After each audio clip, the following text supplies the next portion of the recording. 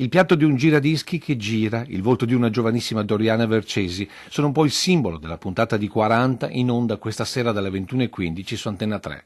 Con 3 ospiti ripercorreremo innanzitutto l'economia della Marca e del Veneto, commentando con il presidente di Camera di Commercio Mario Pozza le occasioni mancate della Treviso Servizi e quelle che proseguono tra mille polemiche, come l'ampliamento dell'aeroporto Canova.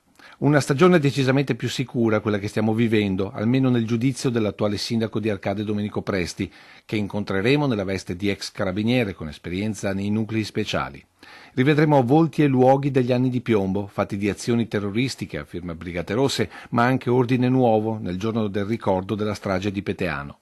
Rivedremo anche ville e case, teatri d'azione dell'Anonima Sequestri, con vittime dai cognomi famosi come Monti, Benetton, Mosole.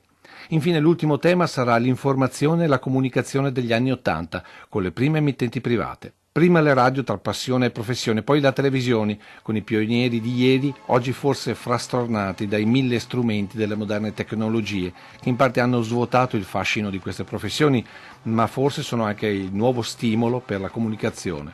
Un po' come 40 anni fa, quando, come molte altre emittenti private in Italia, a Treviso nasceva Antenna 3.